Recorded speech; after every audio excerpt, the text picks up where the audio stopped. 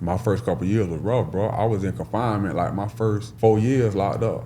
You know what I'm saying? Just because I was tripping, wilding, not obeying by no rules. You know what I'm saying? I just went with the mindset of I'm finna do 10 years, I'm finna do them shit the hard way. You know what I'm saying? I'm gonna do whatever I wanna do. You know, I'm not getting up when they tell me to get up. You know, I'm not gonna be following none of their rules. I'm gonna, do what I wanna do. That created a clash between me and the police instantly. So I stayed in trouble, when I first got locked up. Hey man, we back. Yes, sir. Another episode of Random Acts of Podcast. It's your boy. It's a good Sunday. Feeling good. Amen. Feeling holy today. Hey man, there is a song called Holy, and it's amazing. I forget the singer now, and I just drew a blank. But Google it. It's a black chick. Check it out. Continue. All right, man. Well, yeah, we back. Another episode of Random Acts of Podcast. Just like last episode, I got another book in my hand. There we go. The power. The power. This time it's actually very educational, and this is a transference of power. Yeah. Because once you get you a copy, you gonna have the power. Yeah. And it's not no junk book or nothing. Nah. This gonna get you some bread. Come on, talk about it. This book right here, this gonna change your life. You won't even need the methods no more. Yeah. Joe, did you introduce yourself? I didn't. It's Mr. Jefferson. Y'all know what it is. Hey, we got two Joes in the building tonight. Yes, sir. Two good niggas. You know what I mean? For sure. I don't know, man. Don't slander the Anthonys. We straight too. We decent too. I know nothing but good Anthony. So okay, you good in my book. That's good, man. We got special guests, man, all the way from Colorado, man. For sure. Let them in. Did I say it right? I be messing that up every week. They slander me because I don't know how to say it. You said Colorado, but you're just saying you saying it like with a Duval accent. You said that bit with a Mexican twist. Nigga. That nigga said Colorado. How is it pronounced? Colorado. Yeah, COLORADO. Remedial. All right, not too much, man. All right, let you introduce yourself, brother. Yeah, so I go by, my name is Joseph Johnson. Yes, sir. People call me whatever. But I also like to go by Vision Transition. That's the name of my movement. Mm-hmm. And I live in Colorado, but I'm born and raised in Duval. Come on. Right out Dunn Ave. Come on. Real nigga. Yeah, Key Haven. Dunn Ave. Yeah, Key Haven. I'm Harts Road, but Dunn Ave, though. Hey. Yeah, for sure. Southside. You know what I'm saying? Southside. Yeah, but I also, man, the way I see it, bro, like, the earth my turf. There we go. So, yeah, bro, I be floating everywhere. You know what I'm saying? I definitely started off in Duval, but, I always be looking to expand my experiences. And, so I landed in Colorado, just moving around. And, bro, so it ain't even about, I think Outkast the one said it ain't about where you from, it's about where you at. Yeah. You know what I'm saying? So that's what I be on. Yeah, Jaguared up. We gonna win today. Yeah, for sure. I had to put on for Duval when I'm in Duval. Mark Brunel. And make sure you get them mics too. They had them you can only get that in Colorado type shit. Yeah, he brought out the Duval MXs on full us. Jaguar fit. Yeah, I had posted sure. in the group chat today. I had found a picture. It was Snoop Dogg. He was like in a family portrait. Let me see if I can find it. He had on a I don't know why he had on a Mark Brunel jersey. Him and his wife. Yeah, him and his wife. Let me see if I can find it right Yeah. here. It's right there. Crazy. Hell no. His kids had on like Green Bay. Yeah, Brett Favre jersey. Yeah, he had on the Brunel jersey like you. Yeah, bro. for sure. GOAT. That's my quarterback right there. There he Legend, go. Mark Brunel. For real. Hey, I ain't gonna count though. Nah, I was born a Cowboys fan. You feel me? I think, hey, look, in that era, Yeah. you had to be a Cowboy. Emmitt Smith, Yeah, he man. from Pensacola. You know what I'm saying? I'm from Pensacola. The first autograph I ever got, my mama took me to J.C. Penney's, though. I was probably about like 6, 7 years old or something. She took me to J.C. Penney. Drew Pearson was signing autograph. Oh, wow. Yeah, bro. The man signed like he signed like a Cowboy wallet, Yeah. like some Cowboys pictures, like some other little Cowboy memorabilia. And I don't know why my mama did that, but ever since she did that, I've been locked in with the Cowboys. I feel that. Yeah, so that's why I be having to get that disclaimer because I'm a sports fan, and all my teams was like the teams that was raw in the 90s. You know what I'm saying? So I love the Cowboys, but then the Jaguars got a team. Yeah. So it's like, damn, I ride with the Cowboys and the Jaguars. When they play each other, shit, I just enjoy it. Yeah. You know what I'm saying? And So yeah, I just had to put that disclaimer out there, bro. I'm a Cowboys fan. I hope you wasn't that. I seen one dude. I hope that wasn't you. It was a dude. No, it wasn't me. Let me tell you that it wasn't me. I seen that one dude. Boy, that nigga turned to Shaggy quick. It was nasty. It was last time when the Jaguar played the Cowboys. He had on a Jaguar jersey and a Cowboys leather jacket. No. And as soon as we smoked the Cowboys, he took it off. I was like, bro, Oh you my green as hell. God. Nah. You can ask me any quarter. You can ask me any year, bro. I can tell you who probably was the quarterback of the Cowboys that year. Yeah. I would ride with them boys when they were garbage. Yeah. Now the Jaguar, I kind of be bandwagon a little bit. I'm gonna say this. I don't fuck with Jerry Jones like that, right? Yeah. That's what made me On switch a away political from. level, or just on like what kind of level you don't fuck with him? I think both, like politically, and I think after the '90s, his decisions for the team have been very, very questionable. They've been and money first. Yeah, always. Sure. So I transitioned away from the Cowboys probably like late '90s, right? Mm-hmm. I was a huge McNair fan. Okay. And my older brother was a Tennessee fan. Mm-hmm. And like I say, being in Pensacola, like, man, I fell in love with the Titans, yo. So I was a huge Titans fan for years. 2012, I'm like, yo, I got to root for the home team. You know what I'm saying? Yeah. Like, and I've been a diehard Jags fan since. You know what I mean? Mm-hmm. Like, win, lose, like we done had our years. So yeah, I get people past it because all of us have been alive before we even had the Jaguars. Right.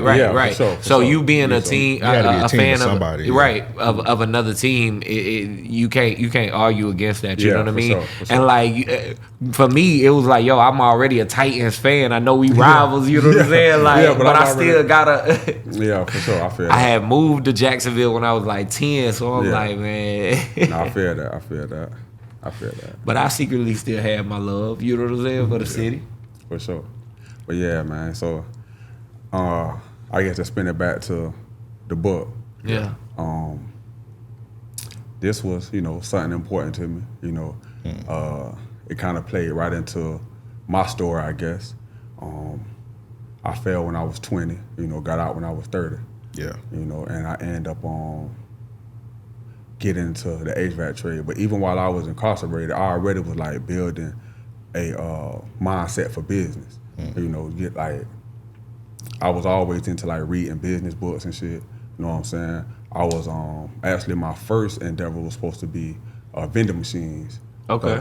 And I'm still on it, because I already see the market for it. Hell yeah. Yeah, you always make money in that. Yeah, bro. And not just regular vending machines. I mean like customized vending machines. Right. To bring like real demographic specific products.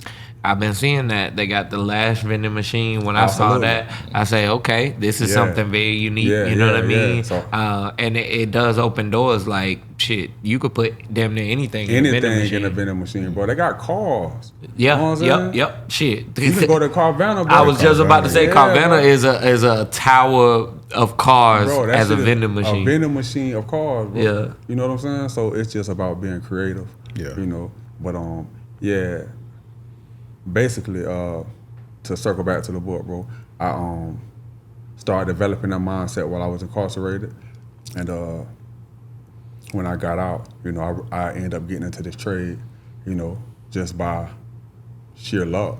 Right. And from there, I've seen the benefit, the value in taking it serious. So I kind of just stuck with it, took it serious, and now I'm just trying to pass the information on to somebody else because. Learning this skill set really has kind of put me right on track, Right.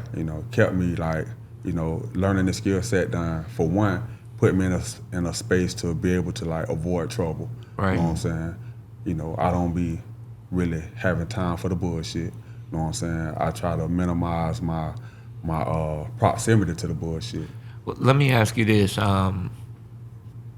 When you say that you got into it by luck, right? Mm-hmm. I'm assuming that you happened to stumble onto it, but what was it? Was it somebody that said, "Hey, you should take a HVAC service"? Was it a class that you had saw online or at the local college?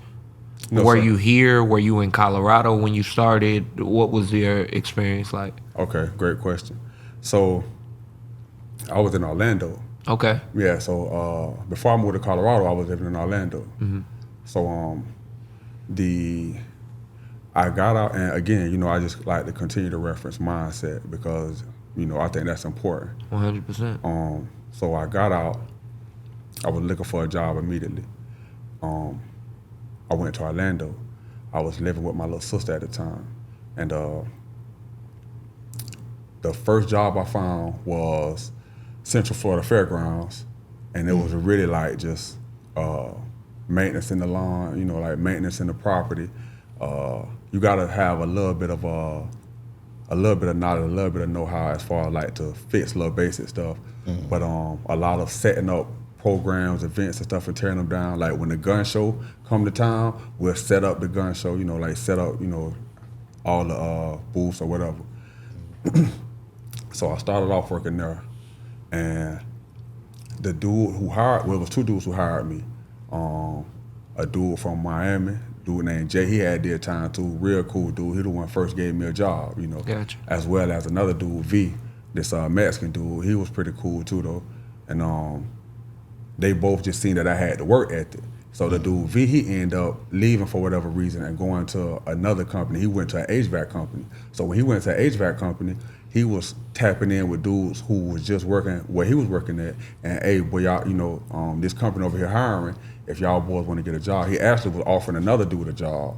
And the other dude turned it down. So I was just in the background, over the phone like, shit, but I want to work at an AC company because I'm thinking I'll be able to work in the AC rather than working outside all the time. Yeah. So he was like, man, come down here, just bring an application and they gonna hire you.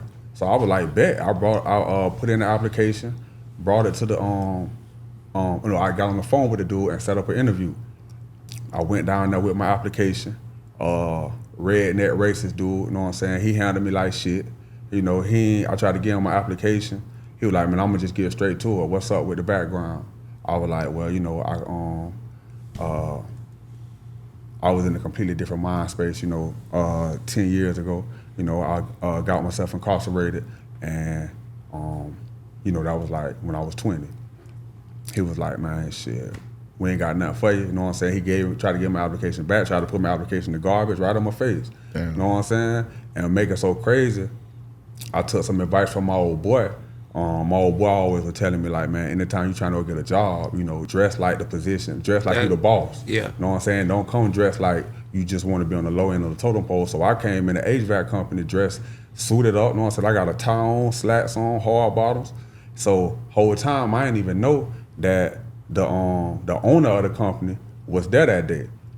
And when they all saw a tall black dude suited up, you know what I'm saying, walk in there, they thought I was there to audit them. So they thought I was an auditor.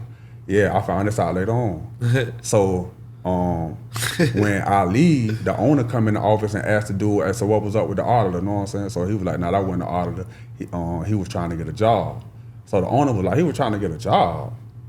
Damn, so what's up with him? He was like, oh, I ain't hire him because he was a convicted felon. So the owner told him, man, call that dude back because if he can't present himself like that, then, he probably gonna be, a pretty good worker, you know what I'm saying? He probably somebody we wanna have. Right. So they called me back a week later, was like, man, if you wanna, if you still want the job, then, come through and, we can work something out. And that's how I got started, bro. I was like, hell yeah, I wanna go back.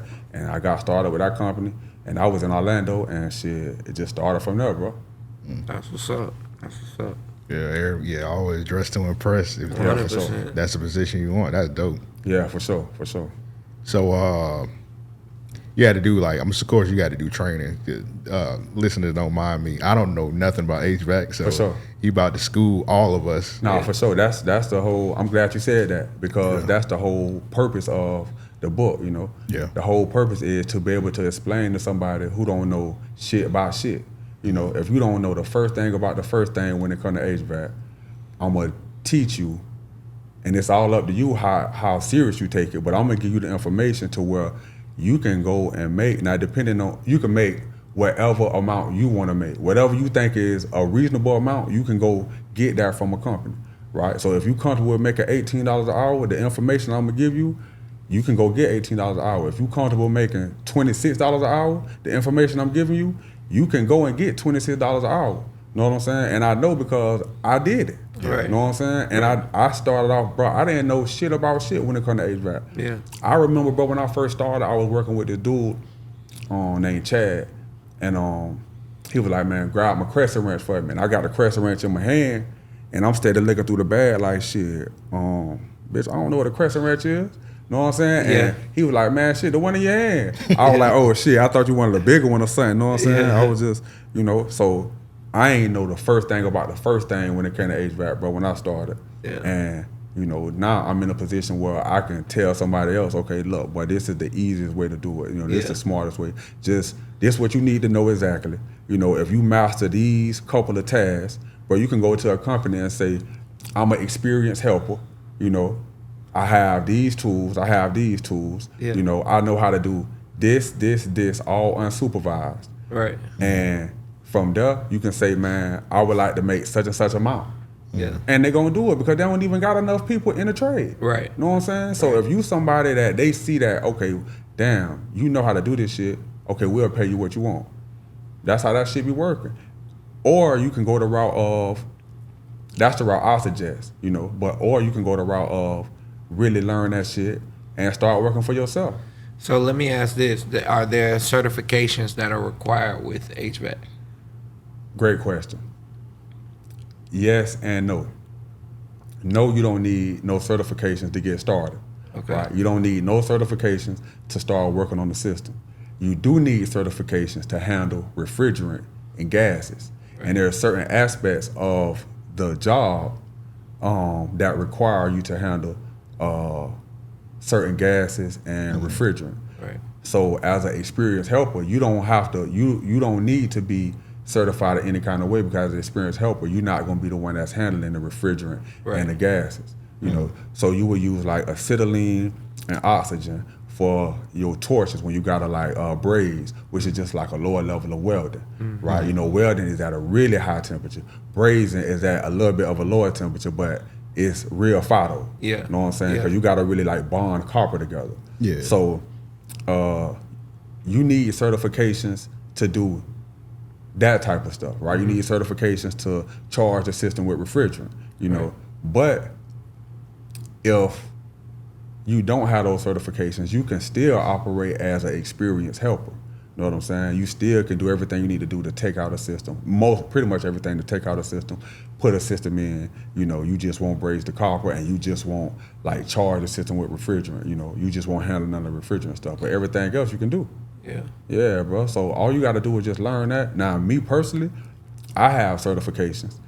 I have my EPA certifications because I went to school for it, and I went to school for HVAC, and we got our certification while we was in there. I also have other certifications that I've gotten just from going to different classes, educational classes, and getting educated on the right practice on how to do certain stuff. And then after you complete the class, they give you a certification. So I got shit like that. That's dope. For sure. So let's get into your story a little bit, man. So we're gonna get back into the HVAC, put it on the camera. Make sure y'all go cop the book. It's on Amazon, right? Absolutely, it's on Amazon, but it's also on my website. Yeah. My website is visiontransition.com. So you can always I prefer for you to get it on my website, but if you rather get it off of Amazon, shit, it's there too. Definitely. You got not audio, you got digital and all that.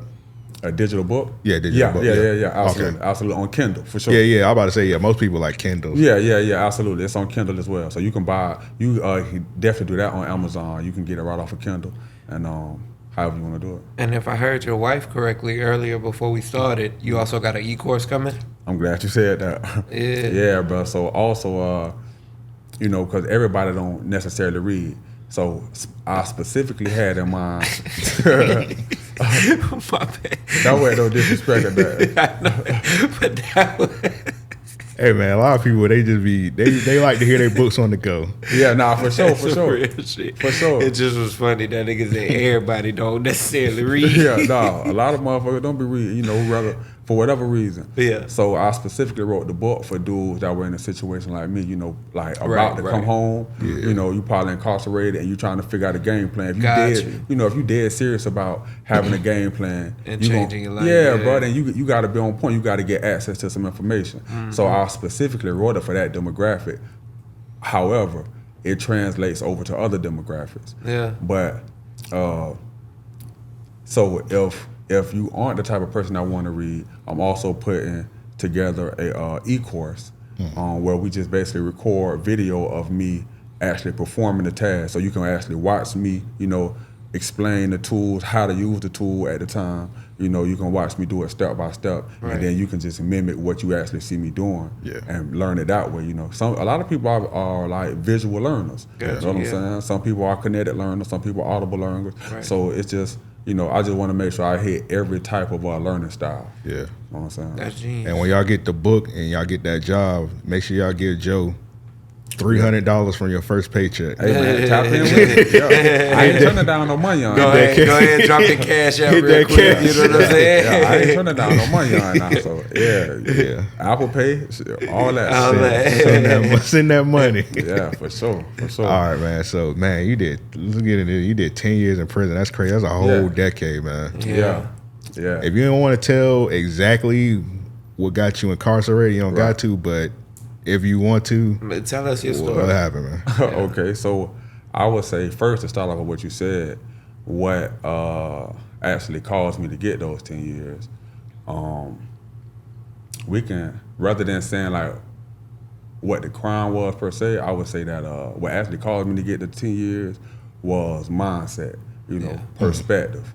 My perspective on life wasn't in the right place. My priorities weren't in the right place. Right. I wasn't making the type of decisions that would lead to success. So I wasn't really, my decision making, process and all those type of things is really what led me to getting jammed up. Yeah. But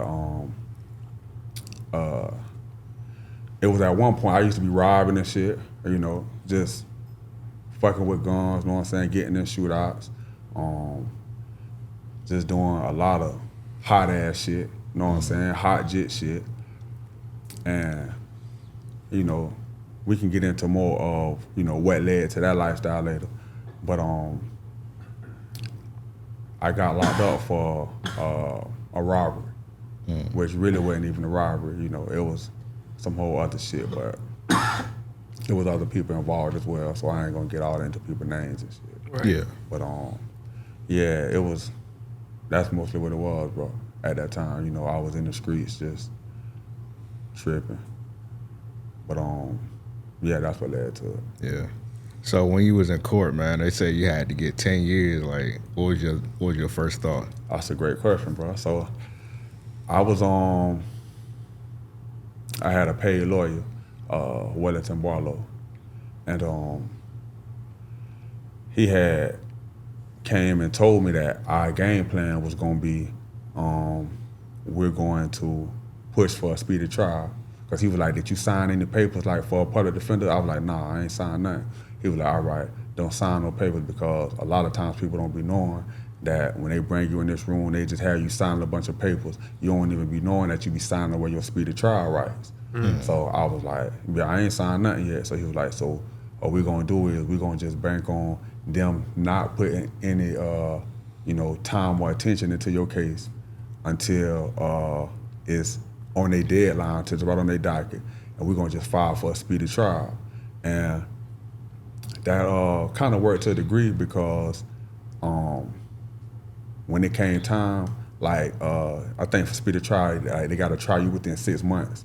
You know what I'm saying? They hadn't done no preparation on my case. They ain't know nothing about my case. You know what I'm saying? Their dockets be so flooded. Right. So they went to checking it. When it came time, like we went to court, my lawyer was like, look, they gonna really just give you a plea deal, but it gotta meet the minimum mandatory. So he was like, they gonna give you the minimum, he said they'll offer you the minimum mandatory 10 years, because it was that 10-20 life shit. You know what I'm saying? I got jammed up on that. So I was like, hell no. Shit, tell him the whole time, one of my co-defendants, you know what I'm saying, he done went home because he was a jit, and I told my lawyer to tell his lawyer that he ain't know what was going on. Yeah. You know what I'm saying? Yeah. He was just driving. He ain't know nothing about nothing. You know what I'm saying? He went home in like 2 months. Yeah. You know what I'm saying? So now it's just me and the other dude, and the other dude was telling. You know what I'm saying? Damn. So yeah, he told it in the memorial building. Yeah. So we end up my lawyer just trying to convince me that, man, listen, the best possible outcome is for you to get these 10 years minimum mandatory. You're not gonna get no game time, but you know, they sentence you under the 10-20 life. I don't think we're gonna be able to get around the 10-20 life thing. So this is the least sentence that you can get under those guidelines. So I understood that. I kept trying to tell him, man, take it down to 5. They do 5 right now, I'll do it. You know what I'm saying? He go talk to him, come back, man, they still on the 10. So I said, he go back, I'm like, man, bro, tell him like 8, I'll do 8 and some probation. He come back, he like, man, they say 10, minimum mandatory, we're gonna start trial Monday. So I was like, shit, if I could tell him I'll take the 10 then. Yeah, so under the trial, you would have been life sentence. Yeah. Life sentence. Yeah. No doubt about it, bro, because that's the guidelines. And I've seen it so many times in the chain gang, you know what I'm saying? Right. I've seen so many dudes, bro, they could have took, you know, regardless if you did it or not, you know, Yeah. man, if it's a possibility of them bam you, and I don't want to tell dudes no legal advice because I'm not no lawyer, you know what I'm saying? But I'm just saying from what I've seen with my own eyes, bro, it just made more sense to take the deal. So and not no cooperation shit, you know. I never made no statement on nobody, you know what I'm saying? I never said nothing about nobody. Only thing I did was tell their ass, my lawyer said, man, they ain't prepared, you know, so either we can go to trial Monday or shit, the deal they got on the table is 10 years. I say, shit, I'll take the 10. Fuck it. So I got 10 minimum mandatory, never earned no game time. And my co-defendant, his dumb ass, he told, and he still got the same 10 years. You know what I'm saying? So that's crazy. Yeah, bro. But yeah, that's how I play it out. All right, so at what point did it sink into you that, damn, I'm about to do 10 years? Shit, when my lawyer came and had that conversation, shit, my mama and my daddy was in the courtroom, you know what I'm saying? I can see they been crying and shit, you know? That image always was burnt in my mind, you know what I'm saying? How my mom and my daddy looked in that courtroom and shit, I was just smiling. I'm just letting, like, I don't never want them to see me, you know, stressing, so I'm just like laughing and smiling like, man, I'm straight. You know, I don't want them to see me like, you know,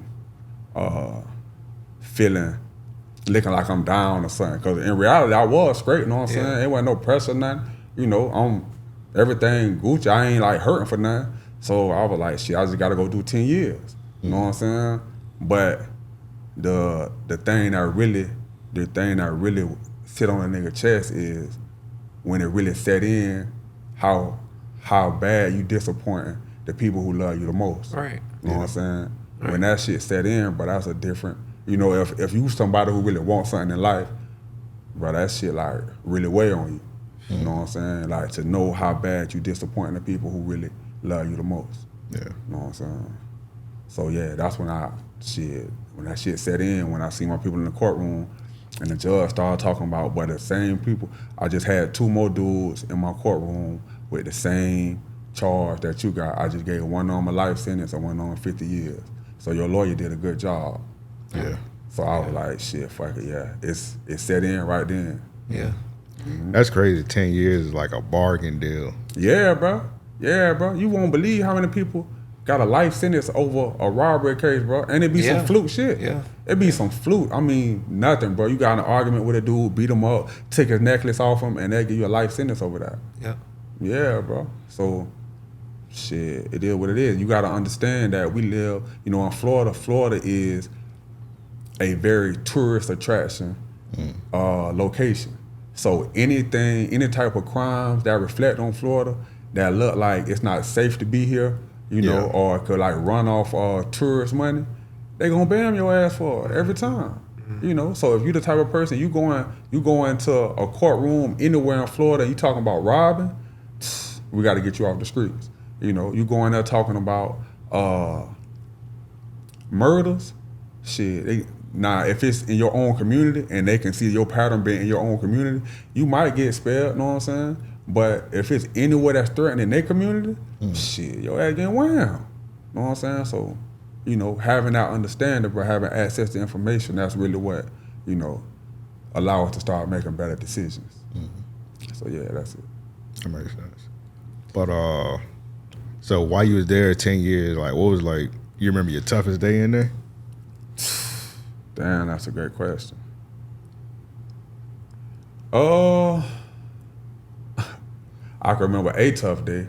All right. Shit, like anybody who know me like as, like really grew up with me, right? Like, really know me from childhood. They know that I used to have this like real disdain for the police. You know what I'm saying? Like I used to, I grew up with like a real just negative vibes toward the police. So being incarcerated my first couple of years was real hard because I'm directly under the control of the police, this group of people that I feel like, man, I just got so much disdain for, right? And my first couple of years was rough, bro. I was in confinement like my first 4 years locked up, you know what I'm saying? Just because I was tripping, wilding, not obeying by no rules. You know what I'm saying? I just went with the mindset of I'm finna do 10 years, I'm finna do them shit the hard way. You know what I'm saying? I'm gonna do whatever I wanna do. I'm not getting up when they tell me to get up. I'm not gonna be following none of their rules. I'm gonna, do what I wanna do. And that created a clash between me and the police instantly. So I stayed in trouble, when I first got locked up. You know what I'm saying? Stayed in trouble. And it was this one particular time, bro. I went, I snapped out some food, and they got what they called a 3-way special, gas, script, and loaf. I was at Santa Rosa. It's in the Panhandle, not too far from Pensacola. And bro, the first thing they did was got me out the cell. When they got me out the cell, I thought they was just gonna talk to me. You know what I'm saying? They put me in the cage and just like talking to me face to face. And whole time they taking everything out my cell. Everything. If it ain't nailed to the floor, it's coming out. Yeah. Took everything, took my clothes, put me back in the cell. So now I'm in here on script. You know what I'm saying? I ain't got nothing but boxes and shower slides. Yeah. Ain't no mattress on the bed. You know what I'm saying? You got to sleep on the concrete floor. I sleep on that steel bunk. Yeah. You know what I'm saying? So I was on script for 3 days. Then they come through and gas. No blanket, no nothing. No nothing. No nothing. Yeah, you just on the floor with it. Yeah. Then they put me on they come and gas me. It was this dude, I ain't gonna never forget him, dog. That dude was Sergeant Jones. I'm talking about a real redneck black dude. Redneck black dude. Yeah, is crazy. bro. Yeah, bro. We know what you're talking about. You already know what I'm Yeah. talking about, Yeah. man. All he want to do is go through and spray all the inmates with gas. That's what he on. Yeah. You know what I'm saying? Gassing people. That's how I still remember I was in G-Dorm. Cause I remember his soft ass would come through talking about, you in G-Dorm. I mean, the G stand for gas. Hey, Hey, I still remember that shit. that's funny as hell. Hey, that shit funny as fuck, bro. That nigga was celebrating Yeah, that bro. shit. Man, that nigga coming that bitch off. So once he see how I'm tripping, you know what I'm saying? Because Yeah. I'm like, man, I want pressure with any police. I want to fight the police, you know what I'm saying? I want to see if they gonna whoop me. I want to see what's up with it. Yeah. You know what I'm saying? So, yeah, that's how they do you, bro. Like, I'm sorry, man. I'm gonna have to take that. It just popped back in my head. What? I'm gonna have to take that with me. What? Shit, the G dorm. yeah, I'm gonna be like, yeah, for sure. Welcome That's to it. the For G that- dorm. Yeah, for And sure. the G stand for gas. I still remember that shit. But yeah, bro, he so they put me on script, then they came through and gassed me. You know what I'm saying? And after they gassed me, they left. Then dinner time came. Shit, they brought me a paper bag. I'm like, what is this? And then hit me with the loaf. Loaf is like where they take like all the meals combined and just like mush it into like this one like orange block, bro. Oh hell no. That shit, it's like grits, green Nah, fuck no. peas, pudding, Fuck no. bread, all kind of shit just lumped into like this loaf. You know what I'm saying? And then shit, that's your meal. So, bro, I remember I was laying on the floor like, damn, like trying to go to sleep. Like, man, is this what my life didn't come to? Like, what the fuck was I doing to get in this point right now? You know what I'm saying? I'm sitting in this bitch laying on a concrete floor, nothing but motherfucking boxes and shower slides on. Just ate some fucking loaf and just got gas. Like, damn, bro, what is it? What am I doing? You know what I'm saying? This ain't this ain't living, you know what I'm saying? So, yeah, bro, that was like a tough day, you know what I'm saying? That really brought me to a realization that, man, I'm tripping. Yeah. Yeah. And you survived that. Most people, that would have been a breaking point right there. That's insane. Nigga, yeah, I might have went insane at that point, like Joker type shit. Like, bro, I might be insane. Shit, I don't know, bro. Cause I spent a lot of time in confinement. You know what I'm saying? And you know, I be talking to my wife about it. Like, shit, real spill, nigga probably do need to go get therapy type shit. I think every black man need therapy. I'm gonna be honest. You know, as we get. Yeah, listen, I'm not against therapy, but what I say is, you know, if you done been in the streets, especially, you know, like who you finna go talk to, and what you finna talk to them about. You know what I'm saying? Because the shit that's affecting you might not necessarily be, you know, the type of stuff that you can just be talking to anybody about. Right. Yeah, sometimes, therapists don't relate. Right. That's real. Right. You know, so yeah, you got to be able to, you know, a lot of times, but you got to be able to talk to somebody who done been, you know, in your position. Similarly, yeah. Yeah, bro. So I don't know no therapist who like was, you know, like in the streets, you know, just participating in the streets and shit. So on that point, while you was locked up, was there anybody like some OGs, anything that just like kept you motivated, like kept your mind clear? That's a great point, bro. So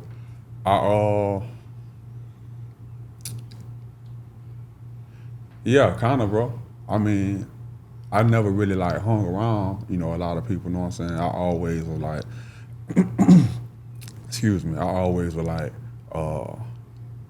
find like, you know, one or two people that's on my kind of vibe, you know what I'm saying? That's like into reading and shit, that's trying to learn some shit. You know, I really don't, like, I like to play chess, but I really wouldn't hang with everybody who play chess because all kind of people play chess.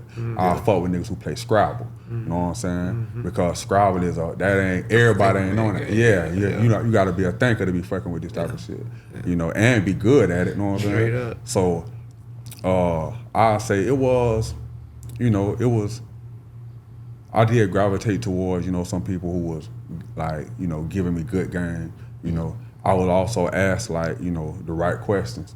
You know, I was always asking dudes who I vibe with, you know, what is one of the main causes for dudes to come back to this situation? You know what I'm saying? I always was asking niggas questions like that, and I always got the same answer, like, bro, motherfucker always go right back to their same neighborhood, you know what I'm saying? They go right back to the same environment. So I already had a program in my mind when I get out. I'm different from Duval, you know what I'm saying? Because I love my, you know, my neighborhood, you know what I'm saying? Right. I love the dudes who I came up with, you know, I grew up with, who, especially the dudes who was sending me pictures and bread and stuff. I was locked up, you know. Yeah. My dog, Lil Yo, you know what I'm saying? Antonio Parker, he always kept me with pictures and you know, send me, you know, give my mama some bread, you know, the girl I had at the time some bread, you know what I'm saying? My dog Feezy, sending me pictures and stuff, man, bread. So I definitely, you know, have genuine, you know, love for these, you know, for my neighborhood and stuff. But once I understood that going back to my same environment is gonna cause me to go back to prison, I was like, well, shit, I ain't going back to my neighborhood then. Yeah. You know what I'm saying? And then once, you know, I would talk to guys and they would just kind of tell me about, basically about how to stay out of prison. Yeah, I feel like that was some of the best game I got, you know, from dudes. Were there anybody, like, not to say checking you, but I mean, in this sense, I guess that would be the word. In your early years in prison when you were wilding, was anybody checking you to say, like, yo, you need to chill out with what you doing? Nah. What I realized was, you know, I like money, you know what I'm saying? I like to be around money. I like to be around the people that's trying to get some money.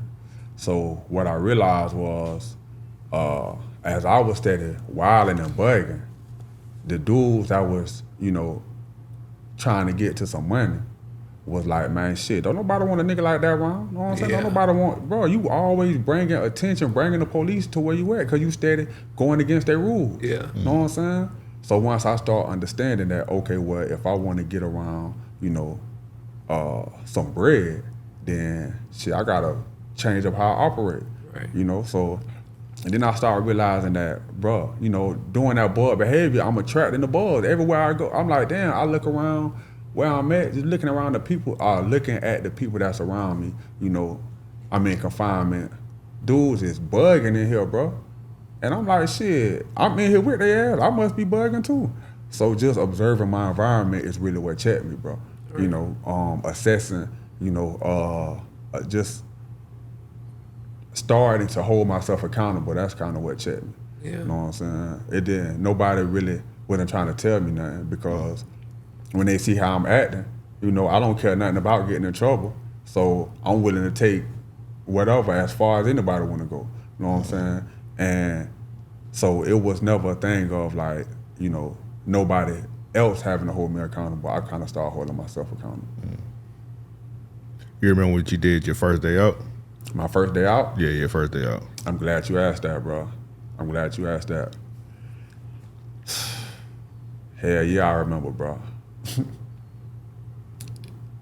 I only cried 2 times in prison, bro. You know what I'm saying? 3 times technically. You know, when I first got sentenced, you know what I'm saying? As soon as I walked away from my parents and I walked in the back, you know what I'm saying? I put my head in my shirt, I cried about 10 seconds straight. Not boohoo crying, just letting the tears roll, you know what I'm saying? Because I'm so angry and upset, you know what I'm saying? Tears are just coming out. So I cried that time. I cried one time the first time I got to talk to my mama because I was in trouble so much. I ain't get to talk to nobody or get no visits or nothing like my first like 2 years in prison. You know what I'm saying? So the first time I talked to my mama and she was telling me how things was going after I got off the phone with her, I cried then. And then the day I got out, bro, you know, you got to pick your clothes and shit. I told my mama, man, send me a suit. You know what I'm saying? I want to go home with a tie. You know what I'm saying? A button-down shirt, hard bottle. I want to look like I'm strictly about business. You know what I'm saying? So, bro, when I took my clothes off and was putting on the suit and shit, bro, I couldn't stop crying, bro. Thinking about that shit now, I'm like, God damn, bro, I cried for like 20 minutes straight, bro. Yeah. Damn. I couldn't even stop that shit. I was like, damn, bro, like, this shit just too much. Yeah. You know what I'm saying? But it was probably like 4 more people in there with me. They were like, damn, bro, like, man, you gonna be straight, boy. Straight. You know what I'm saying? They like, my nigga, god damn. Yeah, nigga, stop all that crying. Yeah, man, like, damn, bro, like, you been crying for like 15 minutes now, bro. Yeah. Hey, man, I done had some hard cries, but I ain't no cry for 20 minutes. Bro, I cried. Probably, it felt like 20 minutes, bro. Hey, bro. It felt like 20 don't minutes. Don't let this nigga shame you, bro. Hey. No, I don't feel shame at all, my nigga. I don't feel shame at all, bro. Real niggas cry, you know what I'm saying? Yeah, like, bro, I cry sometimes like you gotta let them motherfucker, tears flow. Bro, I cry like a motherfucker, bro. That's some real shit. And after I finally got done crying and shit, you know what I'm saying? I put my little clothes on, walked out, you know, because I was telling my mama, man, I don't want nobody to come pick me up. I want to catch the bus. Because I feel like I'm gonna have to get emotions out of shit, you know what I'm saying? I don't know how this shit gonna go when I get out after all this time. Yeah. My mama was like, nigga, you sound stupid. Yeah. You know so she came and picked me up. Yeah, love your mom. I know we done seen 3 strikes. Yeah, yeah, for sure. You let somebody pick them up. Yeah. Let your mom pick you up. Right. Yeah, for sure. So my mama came and picked me up, you know what I'm saying? And we hugged and shit, you know, we chopped it up, you know what I'm saying? She had a cell phone for me. An Android, I love that bit. Yeah. You know what I'm saying? And yeah, bro, we just started driving and just started talking. You know what I'm saying? Just vibing, you know, and she's kind of seeing what my game plan is. So yeah, that was really like my first day, bro. Me and my mama riding and talking, and I got to my mama crib, you know, seeing my family and stuff, and then shit. Yeah, bro, I laid in the bed, and that was it, really, bro. My first day was really pretty simple. I just wanted to be around my family. Yeah. You ain't go to the studio? Hell nah, bro. I'm bullshit. Hell nah. You gotta drop your first day out. I wasn't thinking nothing about no studio, bro. Real spill. I wasn't thinking nothing about getting high. I wasn't thinking about smoking no weed, getting drunk. Right. Nah, I wasn't thinking about no hoes. I was just thinking about, you know, the people who been holding me down the whole time. Right. You know what I'm saying? That was another lesson that I learned while I was incarcerated. I had been taking my family for granted all this time. Yeah. You know what I'm saying? I didn't realize until I got locked up that I had a better support system than a lot of people. Yeah. You know what I'm saying? And that was something that I had always taken for granted. You know, I always thought I was getting the short end of the stick. Whole time, shit, my situation better than a lot of people. You know what I'm saying? I'm seeing I'm seeing people, you know, 'cause I grew up with my mom and my dad. You know what I'm saying? So I'm everybody who I'm in here with, you know what I'm saying? Don't nobody really got a relationship with their dad the way I do. You know what I'm saying? I'm seeing this a lot of dudes that really don't even got the relationship with their mom that I do. You know what I'm saying? So when I started seeing that, I'm like, damn, bro, I really was taking, you know, my support system for granted. Yeah. You know, I always had people that was willing to sacrifice for me to get to the next level, you know what I'm saying? And I was taking that for granted. So yeah, bro, once I realized that was like, when I came home, bro, I understood, you know, this is who my priority is, you know what I'm saying? Like, I just want to be around my family, you know, the people who been making sure that I was straight the whole time while I was locked up. How long after, all right, so I got a few questions for you if you don't mind. Yes, sir. So, Yes, sir. what year did you get out of prison? December 2016. Okay. How long after your release did you start working in HVAC? Almost a year. So I got out December 2016. I started working at HVAC like September, October 2017. Okay. Mm-hmm. Now, where are you at today in the HVAC field? Are you working for yourself? Do you, you know, work for a company? What's your goals with HVAC as well? Okay, that's a great question. I'll say, so right now today, yes and no as far as working for someone and working for one and not working for someone. So yes, my day-to-day job, I work for a company doing HVAC work, hands-on, you know. Right. I do residential installs, which is what I'm teaching in the book, like how to take out a system and how to put in a new system. Right. I can complete every task of an install myself, unsupervised. Now, truthfully, to be 100% honest, I'm kind of slow, you know, as far as like how fast I be getting the you know, certain tasks done. Right. You know, a lot of times, you know, these HVAC companies, they want you to be going fast, you know, get that shit done. So sometimes, you know, it's certain tasks that I don't do as fast as they would like for me to do. But every single task I can do, you know, I have done, you know, on my own. So I work for a company, yeah, but also I do my own thing. You know, I put in a system, right? I put in like a couple systems right out here in Duval. I put in a system for my cousin, Stacy. I put in a system for my auntie and my uncle. You know, they're 80 years old. Right. You know, so, and I did everything by myself from beginning to end. That's you know what I'm saying? I put in systems all the time, like, you know, in my spare time, or when not spare time, because I don't be having no spare time. But when I ain't working for a company, I put in systems, you know, on my own time. Right. Like I charge them, you know, whatever I need to charge them and do it, you know, on my own. I'm also looking to create other ways of revenue, other streams of revenue within HVAC without having to actually be like, you know, putting in the system. Right. Yeah. So you got to be creative with that. Hence, that's why I got a book, right? So that's what I'm doing on my own, right? Also coming with an e-course to be able to teach people, you know, through video. So that's a way I'm making money off HVAC, you know, on my own. I'm also looking to get into like teaching people hands-on, like start, you know, just going around all different places and just teaching dudes hands-on. Yeah. Because I know I can teach you the skills, bro. In 2 months, bro, I can teach you the skills you need to go out and get you a job, bro, and start working, show you exactly what tools you need, how to use the tools, and you can start making money, bro, within 2 months. Right. You know what I'm saying? And these companies is looking for people, bro. They do not have enough people to work in any of these trades, bro. It ain't enough HVAC people. It ain't enough electricians. It ain't enough, excuse me, fam, whatever trade you can think of. It ain't enough plumbers. You're absolutely right. Yeah, it ain't enough construction every day. Every day, bro. You see how these cities is building? Yeah. They need electricity. They need HVAC, bro. Every building you walk in, it gotta have air conditioning. When you in Colorado, you gotta have air conditioning and you gotta have heating.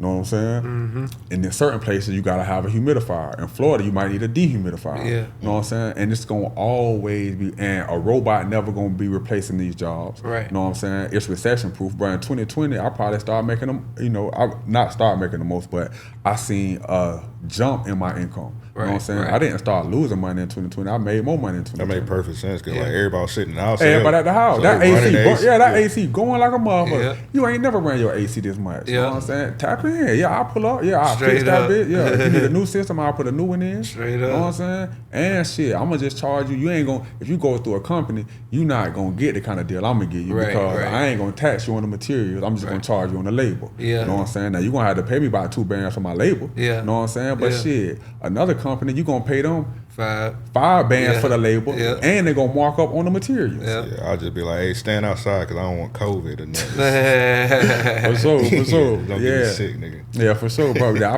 I made a lot. I saw a significant jump in my income in 2020, fam. Nah, that's real. That's dope. And I think that it's cool that you got this book going because education is important. There's not enough of that in the black community to where we're passing along the knowledge. For sure. And for you to say that was, your big starting point. Let me ask this: how much is the book on Amazon and on your website? On Amazon, it's $40. On my website, it's $15. Come on. Yeah, Man, definitely. shop So y'all through the copy that. website, Yeah, man. yeah. So if you want Hey. to cut out the middleman, you might well just tap straight in. Straight up. Now if you ain't never been, you ain't never been tapped in with no plug, you might be chasing the middleman. Right, So right. but if you really trying to get straight to it, the number's gonna be low if you come straight to the. Come you know on, what I'm saying? to the source. Yeah. There it is, man. Y'all get to do a copy of the book because if nothing else, you have a extra skill trade that you can add to the tool sure. bag. You know what I mean? And For I'm sure. huge on that. Like learning something like this. You can do a lot for yourself, even save them $2 and be able to put your own AC Yeah, in and for shit. sure. You know what I mean? For sure. Hire for what you need. But yeah, I think this is amazing, man. I definitely wish you the best with the book and your growth in the field, man. It sounds sure. like you're on a hell of a journey with it. Yeah, for sure, bro. For sure. Yeah, it's been a hell of a journey already. I mean, and I'm still going. You know what I'm saying? Yeah, still a lot more to do though. I'm definitely always looking to network, always looking to tap in with people. I'm on, I don't know if y'all ever heard of Earn Your Leisure podcast. Yeah. So I'm definitely in Earn Your Leisure in their app, NYL University. Okay. Yeah, bro. I'm tapped That's in. amazing, man. Yeah, bro. I'm an executive on the Colorado chapter. You know what Okay. I'm saying? Yeah, bro. So I be tapping in. I'm always around people that's, holding me accountable, always trying to be around the right type of people. You know what I'm Right. saying? People who got stuff going on, you know what I'm saying, got some motion. And yeah, bro, like just from being around that, I've been learning like how to plan events. We got an event coming up. I got a plan for next week, and then we got another event. You ever heard of him 500? Marcus Barney? School us. He also down with Earn Your Leisure, you know what I'm saying, and Vest Fest, all that stuff, But him 500, I really got up on him because he was talking about the credit game. You know what I'm Okay. saying? So I wanted to learn about credit. So he was giving game on credit, then showing like different ways you can maneuver, like with secondary bureaus, so they won't be so you can apply for like apartments and stuff, and they won't be able to see that you're a convicted felon. So I'm listening to him speak like that. I'm like, damn, that sounds like some info I need, because the hardest thing I had trouble with was getting me an apartment when I got out, Got you. because I had the felony thing. Right, You know what I'm right. saying? So when I hear him spit about, bro, this is how you get around that, I was like, damn, okay. So then I started listening to some more game he was spitting. I'm just watching all the videos, on him 519 keys, on Earn Your Leisure, Wall Street Chopper. I'll just be, locking in. And then I said, fuck it, I'm gonna go ahead. So since I was applying the information that it was given and it was working, I said, I'm gonna just join the university. You know what I'm saying? So now I'm in a position where next month in October, we're supposed to be hosting or at least putting on an event for he gonna come do his thing, speak, and we're gonna do like a little financial literacy little event, for the community. You know what I'm saying? So, bro, I never was thinking like that. You know what I'm saying? I didn't even know that type of shit was something that I'd be on, but that what type of time I be on now. So, yeah, bro, just pursuing success, but that's why I always be saying mindset, fam. Like, having, like we was talking about earlier, having transitioning from complaining-based mindset to a solution-based mindset. Yeah. You know, because you really have to monitor that, bro. Because a lot of people be operating with a complaining-based mindset, and I stay away from them people immediately. You know what I'm saying? As soon as when something come up, bro, we have an issue or something. Say a microphone or something broke down, or wasn't working or something. You know, I'm gonna be paying attention to see who is like, damn, bro, the microphones always break, bro. You know what I'm saying, man? This don't never work. And who gonna be the person that's like, well, shit, let me figure out how to fix this bitch. Right. You know what I'm saying? Well, okay, well, since we don't got this one, well, we can do it. Let's do it this way then. You know what I'm saying? Because you can tell, bro, who got a solution-based mindset, them the people who gonna always be winning. The people who got a complaining-based mindset. I don't know if y'all noticed while y'all was talking, this soundboard stopped working. Nah, I did. That's why I was going back and forth. I was like, damn, we need to record, so I need to get this. And I figured it out. Oh, Like, I did see that. That's yeah. why I was going back and forth. Yeah, Yeah, bro, so because I you ain't say nothing to nobody. Yeah, Like, bro, because you got a solution-based mindset and you take initiative. Yeah. Those are some of the qualities in a person that's gonna make them successful, bro. You know what I'm saying? Like when you see a person, bro, that okay, this ain't the type of person where you gotta tell him what to do all the time. You know what I'm saying? This ain't the type of person where something ain't working, he just finna sit there and complain. Right. He gonna take the initiative to figure out how to solve the problem on his own. That's a person that's probably gonna win, bro. That's a person that's gonna be successful. So that's the kind of people you want to continue to put yourself around, so they can continue to bring that type of shit out you. You know what I'm saying? Straight up. Yeah, bro. So you can. That kind of goes into another direction I'm going into as well, as far as like, you know, dudes who coming home who trying to get, you know, back on track. You know, I'm trying to put together a something kind of like an invest fair, like just doing like conferences, you know, going around giving dudes, you know, a blueprint, you know, to that they can follow to stay free, bro. You know what I'm saying? And have an opportunity to succeed after you done got out of a situation like that. Yeah. So that's some of the qualities that I be looking for in people. You know what I'm saying? Okay, this dude just got out. Let me see if he complaining based or he solution based. Right. Do he take initiative? You know what I'm saying? I told him, okay, look, bro, when you first get out, you know what I'm saying? Let's make sure we tighten up on that credit first quarter, you know, because that's how you gonna bubble quick. Right. You know what I'm saying? Right. So don't go chasing, you know what I'm saying? Don't go trying to get some plates. You know what I'm saying? Don't go trying to jump right back in the street to get some M's, bro. Listen, just focus on tightening up credit first when you first get out, bro. You're gonna get access to bread like this. So yeah, bro, just seeing people who have that initiative, when I tell them, hey bro, this is what you need to do, they go do it, and then if they have an issue, they following up with me, or they trying to, you know, they take an initiative to handle business, and they not complaining, okay, yeah, I can tell this the type of person that's gonna be, you know, they got a chance to have success. Yeah, have you went to the prisons yet and talked to any of the guys? Nah, I ain't made it to that point. Yeah, I definitely would like to though. I'm trying to get to that point for sure. Yeah, you would change a lot of their lives. Yeah, for sure, bro. I linked up with a dude, so that Earn Your Leisure University, I had jumped in that app, right? So I'm in that whole little network. And I've been meeting people, right? So I linked up with a dude that's in Ohio. He was an executive on the Ohio chapter.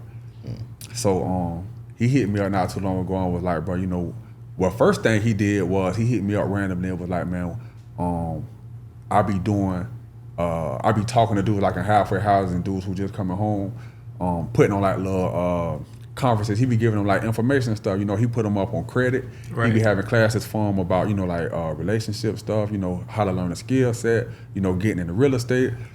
So he was like, would you mind like talking to him? I was like, hell yeah. So we did it right on the Zoom call. You know what I'm saying? So that was my first time really talking to some dudes getting out of the chain gang about HVAC. So then, just recently he hit me up and was like, man, shit, we want to fly you out to Ohio and see if, you know, so you can come out here for a weekend, you know, the first day you can talk to everybody, you know, give them like some game on HVAC, you know, your store, whatever. But the second day you can do some hands-on stuff, really show dudes, you know, how to do some stuff and see if I can maybe like inspire some interest or something in the trade. So, yeah, bro, and I was like, hell yeah, shit, just as long as, you know, my wife can come. And then, so I got that set up. So, yeah, bro, I really been, I haven't tapped into the prisons yet, but that's kind of been my introduction to talking to dudes that's locked up. That's dope. I definitely think that once you get to that point, man, you'll see a huge scale, not just in your business, but you know your visibility and everything. Like what you're offering has so much value to it. It's ridiculous. And like you said, though it was targeted for people that are just coming home, I think you're giving a lot of game to people that are looking for something solid for themselves. You know what I mean? We see, we see the jokes online about truck driving and shit, right? Yeah, for CDLs sure. and shit. For sure. But getting a CDL, having your HVAC license, shit like that, those are things that, like you say, recession proof. Niggas will never lose a job and can do a lot for yourself. Yeah. I mean, you probably making outside of work damn near what you make at work, if not more. I'm imagining. I mean, you can imagine. Yeah, trust. I know. Yeah, you can imagine. So, I think this is incredible. I can't wait for the e-course to drop. You know what I mean? I'm a visual learner myself, For sure. but I do plan on copying me a book. I'm always looking to gain any bit of knowledge. I plan to build my house, so Yeah, So for sure. Now that's right, man. Speaking of building a house, so my fam in Colorado, I got a cousin in Colorado that I rock with tough, you know what I'm saying? Rock with heavy. And that's basically what he did. He bought a property out there and built it up, bro. I mean, like put in a lot of work, him and his family put in a lot of work, bro. Built it up and now it's a farm. You know what I'm saying? So I be on the farm heavy out there. Like my wife and I, we bought some sheep.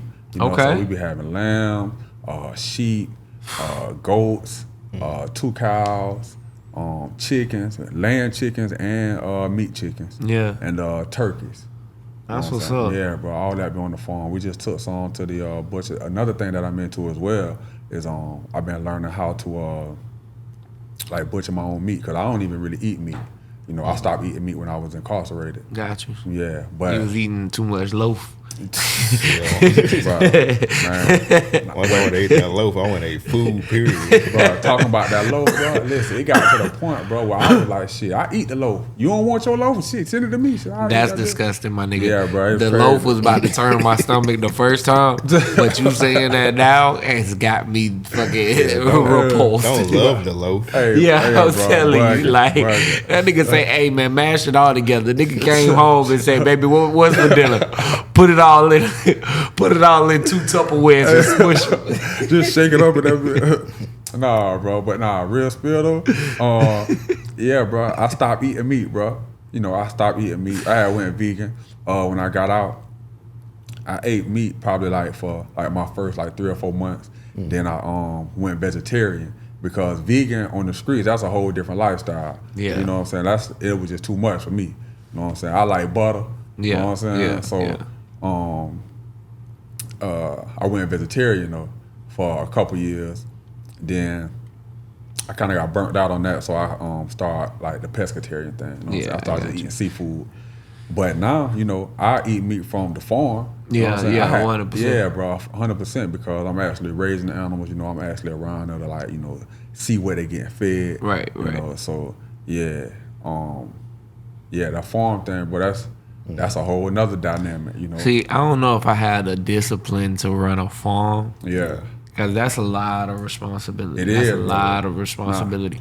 But I would definitely be into doing what y'all did with buying the sheep, the lamb.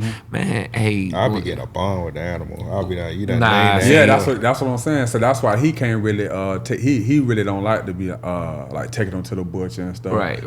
So that's kind of where my part come in. I hear that. Hey, Because I'm look, not up there building a bond with them every day. Straight you know up. What I'm saying? When I pull up, they oh, they gonna have fuck nigga right there. You know what I'm saying? I'll be like, come here, Bambi. You know what I'm saying? They be like, every time I seen my cousin go with him last week, he ain't come Yeah, back. right. Yeah, man. Yeah. I love you now. You got to go with Joe. Yeah, that's how I be. But now that I got sheep, so now I'm about to see what I can do as far as the wool. Know what I'm saying? Yeah. Yeah, bro. So I'm gonna see if it's something there. You come back with one of them big fluffy ass coats. Yeah, you gonna know for what's sure. up. Yeah, You know bro. what I'm My saying? wife made that bit for me. You already that's know. what's up. Yeah. So stuff like that. We be making dog food as well with Okay. some of the stuff. Yeah, because there's certain parts of the animal that you're not You shouldn't eat. Yeah, so you can just kind of make dog food with that. Yeah, bro. The farming thing is really eventually we're gonna Scale it up. Continue to scale, yeah. Yeah, We're gonna that's continue what's to up, scale. man. Shit, as soon as you said lamb, nigga, you had me sold. I'm like, damn, where can I buy some land? Listen, nigga about to start yeah. putting cows in my backyard. You know what I'm saying? Yeah, bro. We trying to get some grocery stores. We trying to get into like, smaller grocery stores type thing. Yeah. Yeah, Shit, there's so much land in America still. Like, black sure. folks need to buy up large acres, you know what I mean? And we could do all of There's that shit people doing ourselves. that, bro. Yeah. I've been seeing that. I've been seeing that in it Georgia, was- South Carolina. There were 19 families in Georgia that Yep. got together, bro. They got bought like a ton. 105 acres, if I ain't mistaken. 100-something acres, bro. Yeah. Yeah, bro. I saw them on Earn Your Leisure. I was like, damn, that's the only place. And that's another thing, bro. That's another thing I want to say while we speaking too, bro. I definitely try to pay attention to minimizing how much time I put in the entertainment. You know what I'm saying? Right. I try to make sure that I'm feeding my brain a lot more information. You know what I'm saying? Some news you can use. You know what I'm saying? Because taking in too much entertainment, bro, that shit will have you it's hard to get access to the information you need to really move forward. you Yeah. know? Yeah, bro. So I be trying to chase information all the time. You know what I'm 100%. saying? Don't get me wrong, I get caught up fucking with social media too, but I try to do as much as I can. Like, I don't even watch TV, bro. Right, You know what I'm right. saying? That'd be my like. If I could get away from all these damn shows and my anime shit, don't get me started look, on my anime, man. They don't get away from it. What? That's why I don't be Hey. wanting to get started with it, bro. Nigga be watching those swords and shit. Yeah, I be into it. I be at the crib ready to reenact some shit. You know what I'm saying? Like, I'm Goku, you know? Yeah, See, I don't watch TV like that. I don't be hip on no show, Yeah. but I'll be addicted to YouTube. Me Sometimes too, though. Me too. That's how I am, bro. That's why I say I can't. I'm still the same way because I still be like, I'm a YouTube fanatic. Yeah. But the thing is, though, the one thing about YouTube is you can really go find some information and shit on YouTube. Right, know and you what I'm can target, like, you can go straight to just that. You know what Yeah, I mean? bro. Like, So with that's what social I be media on. and shit, you get lost. You can find a lot of inspiration on social media, but you Yeah. get lost in the shuffle. For sure, And for it sure. takes too much to, For sure. to find one thing. But Absolutely. My Yeah, social like- media bullshit. My shit like say cheese and dumb shit. yeah. Yeah, my shit poison. it, bro. Everybody got to have their entertainment. Know what I'm Right, saying? yeah, right, definitely. 100%. Yeah, you got to. And then we do this for a living. Well, yeah, we do this. So Yeah. you gotta be hip. Nah, for yeah, sure. yeah. For sure. That's what I'm saying. Sadly, you gotta be hip. So, so- but listen, think about what you're saying though. So you like, man, shit, my shit is all like podcasts or motherfuckers, Yeah. doing this. But that is what you should be looking at. though, Right, bro. right. So even though it's entertainment, it's informational for you because you can actually look at an example of Yeah. somebody who is already where you trying to get to. So it's like by you watching Say Cheese on a consistent basis, it's almost like he mentoring you and you don't even got to pay for it. No. Yeah. I mean, I ain't gonna say mentor. I ain't saying that. Just he not necessarily the Yeah, it's like I respect his business. yeah. That's he what I'm doing, talking. Yeah, but I'm always talking about business. but just his business. Yeah. Not what he doing. Some of what he doing is definitely anti-black. Yeah. It's anti. You gotta expect that. But nah, I mean, you definitely That's saying why some real business, shit. though, yeah, business. And like you say, even with YouTube, like I spend a lot of time on YouTube as well. Like I spend weeks straight. Like Yeah. I'm talking probably 16 hours a day. Yeah. I got nothing but tutorial videos going and shit. For sure. Anything I can learn, like shit, I done definitely Google how to do X, Y, and Z on Yeah. on a AC unit, my nigga. For sure. But that's what I'm saying now. That's exactly what type of time we're supposed to be on, bro. Right, Yeah, right. just binging on YouTube, looking at some shit we can learn from, bro. Straight up. Now I'm about to cut all that time out with this book. You know what I'm Yeah, saying? for sure, Like, for hey. sure. This gonna get straight to the money on. This gonna tell you exactly what to do. Hey man, do this. Man, and again, for $15, For $15, bro. $15 If you ain't trying to help yourself Yo. for $15, you ain't trying to help yourself. That's how much y'all spend on a meal now. On You ain't fast lying. food. Man. Fast food cost about 15 now. Bro. Every meal. The shit I be eating, I be knowing. I don't even be concerning myself with. I already know they gonna tax the shit out of me. yeah. Hell yeah, man. I ate a Chipotle bowl yesterday. It was 15. I was like, why is this 15? And why am I hungry for it? yeah. That's why, man. Look, I eat once or twice a day. You Yeah. know, and now like I'm trying to cook more, or Yeah. at least eat Yeah, home cook yeah, more. You yeah. know what I mean?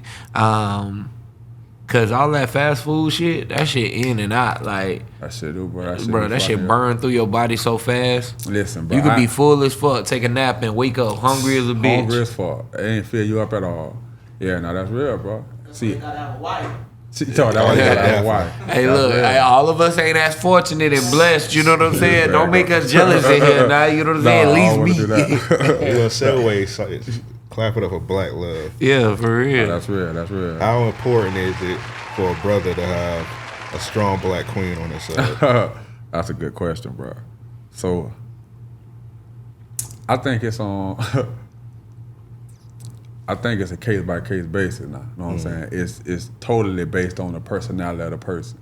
You know, I would say for me specifically, you know, why it was important for me to have a strong Black woman is because all of the benefits that come with it, as far as for me to be able to get to where I want to get at in life, you know, I gotta have the qualities that are typically indicative of a strong Black woman. You know what I'm saying? I gotta have, you know, somebody that's right next to me that's like, you know, about accountability, you know, somebody that's like, you know, not gonna let you get away with a whole lot, you know, so you gotta be disciplined, right? You gotta have a level of self-discipline, you gotta have a level of accountability, you gotta have, you know, you can't be selfish, you know what I'm saying?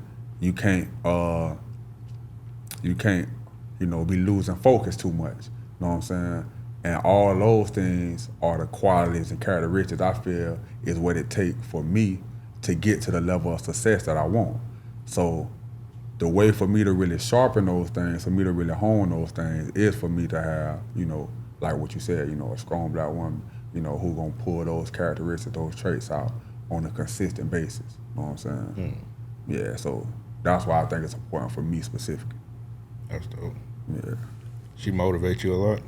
Yeah, for sure, bro. For sure. I'll say more than motivate, I think, 'cause I get motivation from all kind of shit. You know what I'm saying? I think more than motivate, she more so do what I just said, sharpen those skills that I need, you know, to get to where I'm trying to go. You know what I'm saying? Because otherwise, you know, if you just leave it just up to yourself, to hold yourself accountable, it's some people that work for, some people that don't work for. Yeah. You know? Yeah. But I figured out that I work better, you know, when I got a partner. Like when I'm working Straight out, up. you know what I'm saying? If I'm Straight working up. out with my dog, Yeah. you know, I instantly, bro, I turn up. You know what I'm saying? Yeah. I'm like, come on, nigga, let's go. And by me amping him up, because I'm amping myself up, you know what I'm saying? Yeah. So, but if I'm working out by myself, you know, I slack a little bit. Yeah, You know what yeah. I'm saying? I don't get that full, you know, I don't get the best version of myself. So, Right. yeah, bro, I think, you know, having a partner that can pull, like, kind of demand for you to be the best version of yourself, shit, if you accept it as, you know, it's good for you, then shit, you gonna get what you know, I think you gonna get the better parts of life. 100%. Yeah. Teddy Pendergrass said, "You're my greatest inspiration." That's real. And, you know, That's real. that was real. But they do say you find your wife, you find your blessings, and I believe that wholeheartedly. I you mean, know? I think that's, again, bro, that's Situational. situational. I do That's believe situational. that as well. I mean, when it's genuine, you know what I'm saying? Yeah. Like, I think we see, it's hard to say that today because we see so many superficial marriages and sure, shit, you for know what I sure, mean? for sure. But I think that when a relationship is pure, two people come together for the right intent, you know what I mean? And both have, you know, the right focus, whether they have similar goals and aspirations, I think you can still reach each other's dreams together, you know. But I say it to say, I think in those situations, that statement is true. You know what I mean? Yeah, So, for sure. What's up? Watch out, y'all boy about to get married. yeah. You got me wanting to get married. I might have to either. Let me get call married.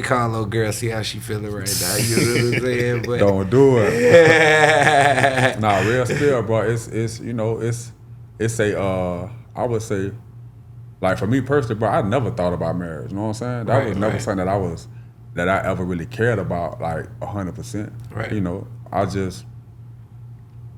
always had the mindset of I just need a willing partner.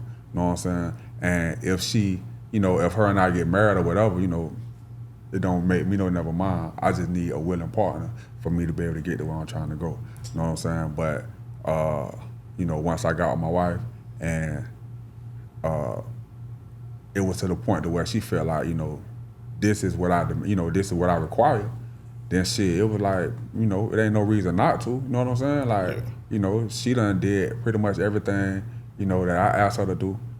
She contributed to my life. So if this is what make her happy, shit. Right. Yeah, let's do it. You know what I'm saying? And I ain't gonna count to you though, having that perspective there, she wasn't happy with that either though. Like, God damn, nigga, you act like you don't really want to get married. I'm like, man, I don't give a fuck about that shit one way or the other. I just want us to be straight. You know what I'm saying? As long as we good, we straight. Yeah. But this nigga, when keeping it real goes wrong. Yeah, man, yeah. That's exactly what it was.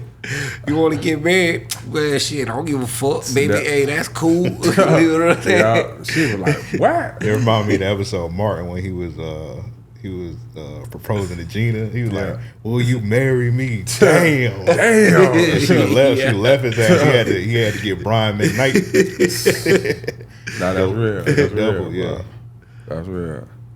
Yeah, bro. Hey, seemed like you made the right choice, man. Everybody had a strong queen beside him. And I'm gonna tell you what, like one reason why I've always been like more inclined to the thought of getting married, the niggas that I view as successful, you know what I'm saying? And like, I don't want to say like, not to say role models, but like inspirations for where we want to go. You know what I mean? And I'm talking about throughout life. You know what I mean? Since I was a jit, every one of them had a marriage that it seemed like their relationship really boosted their success. You know what I mean? Bro, when you think about it, bro, for me particularly, right?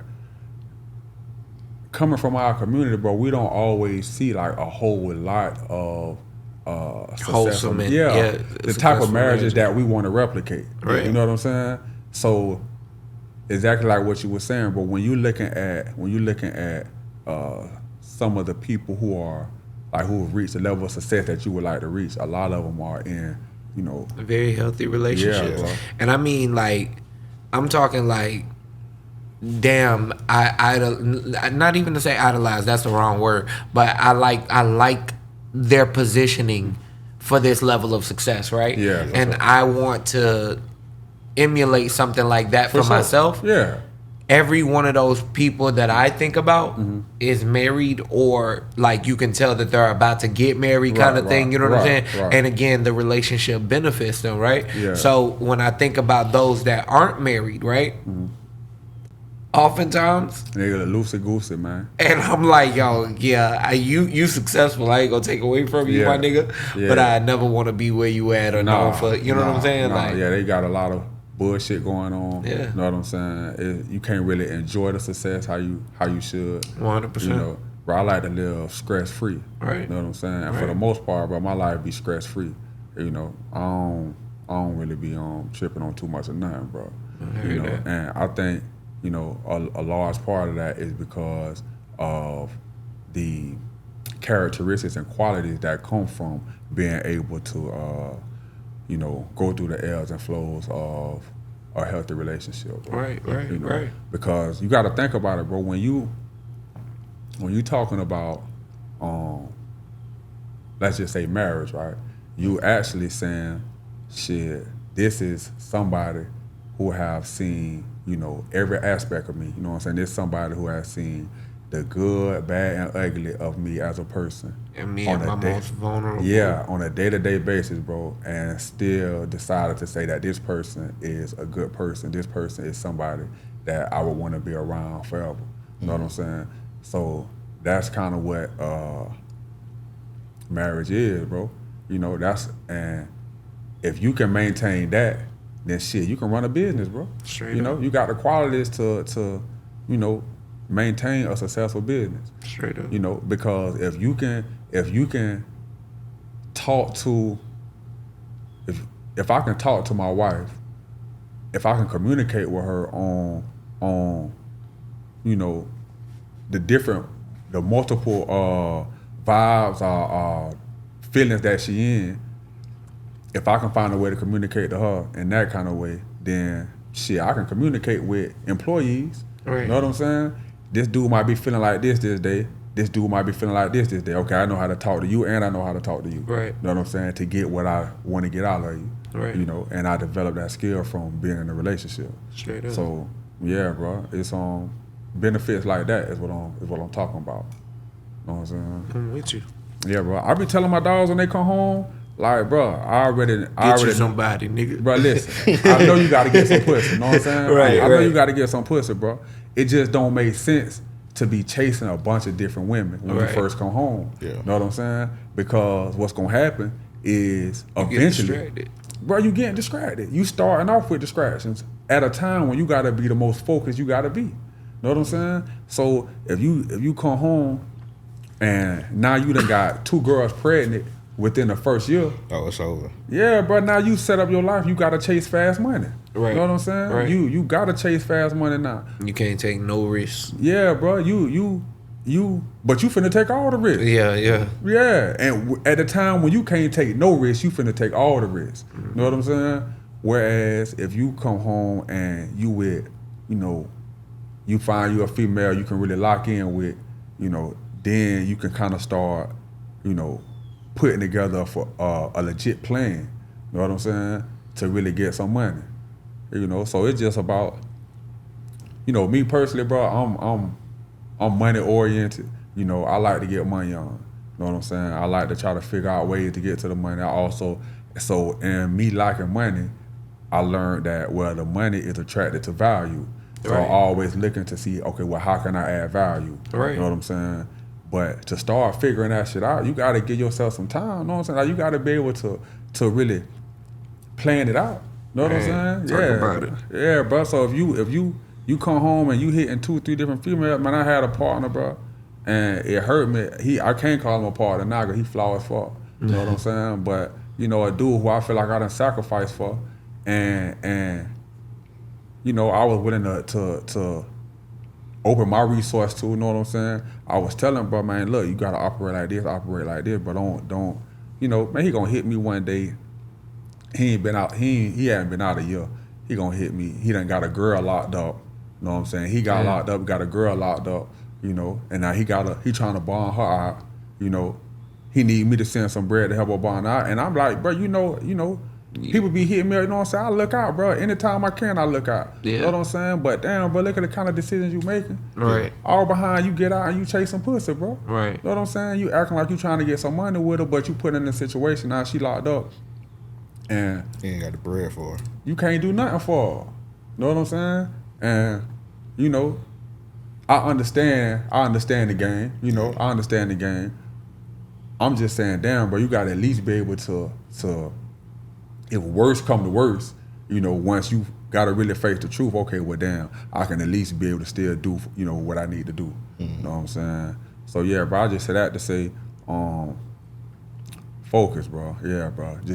I ain't trying to tell a dude that you just got to get married when you first get out. Right. I don't think that's realistic. You know what I'm saying? But just don't get out and be chasing pussy. You know what I'm saying? Be focused on getting some money. Right. You know, be focused on accomplishing, you know, some goals, you know, building the habits that's necessary for you to have a successful life. You know, put yourself in a position to look out for the people who was looking out for you while you were jammed up. Yeah. Bro, I got an auntie, but I used to send me my Aunt Maddie used to send me like these Bible studies, bro. Yeah. She used to send me like 3 every week, dog. I'm talking about mail envelopes be looking thick like this. Yeah. And I think I got all kind of females on the streets. Yeah. I'm like, nah, bro, this from my auntie.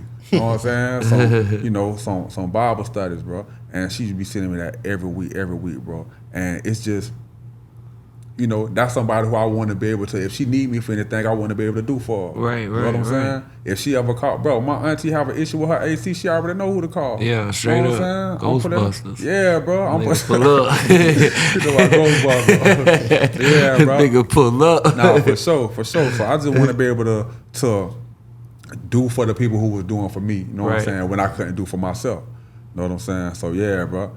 Like I said, the information in that book, that's what allowed me to do that, bro. Hey, that is. Hey, that's Real a hell of a spill. story for it. Yeah. Yeah, real spill. Anybody that's watching that's an author, like, how would they go about writing a book? Damn, that's a good question, bro. So I had no idea, right? I'm gonna tell you exactly what I did. that networking group I was telling you about, the Earn Your Leisure University out. Yeah. I was in that, but it wasn't that one. It was another one. Oh, Nehemiah Davis, Wall Street Chopper, and David Shands. They put together like a mastermind, right? And it was like a networking opportunity, and it was all like on Zoom call or and they built like a Facebook group around it. Yeah. I tapped in on the Facebook group, started networking with people instantly. I found a lady who can do my book. She said I can do everything from beginning to end. I said, damn, how much you want? $1,700. Bad. So That's it was just like that, bro. So only thing I did was I started off by writing down everything that I usually would be telling a dude on how to install the system, because I'm at work. I'm training a dude anyway. Right. You know what I'm saying? I'm like, okay, but you don't know nothing. Okay, look, this is what you got to do. Right. Do this right here. You don't. You got tools. What tools you got? Okay, you take that and that. I need you to go do this and go do this. I'm gonna go do this. Right. So the same information I would be verbally telling the helper, I just wrote it down on paper. After I wrote it down on paper, I had a girl named Ishna, who I did a podcast with way back in the day. People should tap in with her too. I can't think of her social media right now, but I think it's like Ishna YKL, and she can write up anything. You know what I'm saying? Okay. So I had her. She got glasses? Yeah, she got glasses. Yeah, I went to high school with her. Oh, you know what? Okay, yeah. I went to high school with her. Yeah. She real good people. She wrote the foreword in my book actually. Oh, that's dope. Yeah, What grade was she in? She was. I think she was like a year ahead of me. Oh, okay. Yeah, but she what school you went to? Wolfson. She probably did go to Wolfson. Yeah. She probably did go to Wolfson. She definitely a Wolfson type. Wolfson type is funny. I'm That's saying crazy. because I'm from I went to Rewalk. Yeah. So shit, you know that shit. Why I might know y'all though. Yeah. So I actually had her. I sent the manuscript, the shit I wrote, sent it to her. She typed it up for me. Know what I'm saying? She ain't charged me. She charged me little or nothing, bro. Yeah. Then I took what she typed up and sent it to an editor off of Fiverr. Okay. Right. That wasn't nothing. That cost me, at this point, I done spent less than $500. Right. You know what I'm saying? The editor on Fiverr gave me back a email, a PDF. Yeah. I took what the editor gave me and sent it to this lady, Yolanda Johnson, who I met on in this little networking group. Right. Yeah, so I sent it to her, and then she took care of everything else. She would always hit me like for recommendations, like suggestions. She was like, okay, here go 5 different covers. You Okay. know, like, you know, So she designed the cover. Yeah, and She helped. she did everything. She helped you to get the distribution. Yeah, and she put everything. it on. Yeah, she put it on Amazon.com. She Right. put it on Amazon. She put it on Kindle. She put it on Barnes and Noble. Right. Yeah, she did that. So And set up the account for me and everything. Got you. Did you buy a few copies to have on hand for yourself, or how does it work? Do you have an inventory of books, or is it print to order? So what I do is I order author's copies off of Amazon, and it'd be little or nothing. Got you. So I order those, and then I have a stack for myself. Right, You know, right, and then right. I go around. I sell them hand to hand. People hit me up on Instagram. Yeah, People yeah. hit me up on my website. For sure. People hit me up. However they tap in with me. Facebook, Instagram. They hit up my wife. Right. And yeah, bro. You can call me on the phone. Hey man, I got somebody that says something. My cousin hit me the other day. Hey man, this dude, his son just got out of an incarceration situation. He want to get his son on the right track. He want to know what's up with a book. There you go. I say, where you here in Duval? Oh, I got plenty of books down there. Yeah, He yeah. have a book in his hand today. Yeah. Know what I'm saying? So yeah, just like that, bro. Know what I'm That's saying? what's up. Yeah, so she set up everything for me, and it was pretty much, I didn't really have to do too much thinking about it at that point. Shout out to Earn Your Leisure and their Facebook group. Shout out to Yolanda Johnson for setting this up. Yeah, for sure. And in total, how much would you say you spent to produce the book? All together, bro, I'll say around about 2,500. Gotcha. You know what I'm saying? Gotcha. Because that took care of.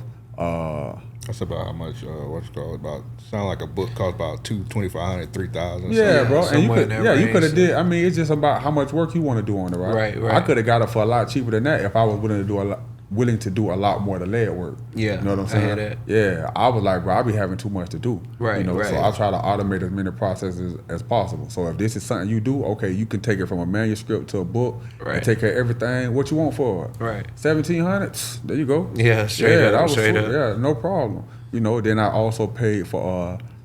I had to have somebody type it up because I type slow as fuck. I was trying to type it myself. Yeah. Shit, it take me 10 days to type 2 pages. You know what I'm saying? I mean, I'd be like this, typewriter type. You know what I'm saying? Right. So I had to pay somebody to do that. You know, then I edited it myself. You know, because I feel like I got fairly decent grammar, even though I probably don't speak as proper as I should. You know, I done read so many different types of books that I can tell when I'm reading the proper way. You know, I can tell when something is structured, how it's supposed to be structured. So I wrote out everything. I edited it, and I thought it was good after I edited it, but I still sent them off in an editor on Fiverr, and then this lady, she had 2 different people edit it. So it got edited, 3 times. That's what's up. Yeah, so I was like, damn, I probably couldn't have did that good of a job. Yeah. You know. So yeah, with that, I would say I paid for that. All together, bro, yeah, probably about 2,500. Would you say it was worth it to do the Bro. way you went? I look at it from a whole different perspective, you know what I'm saying? I was looking at it the whole time as me making this book come to fruition would be me proving that I'm a God. Right, You know what right, I'm saying? right. So for me to be able to take this thought that was in my mind and manifest it into something that we actually holding in our hands right now, Right.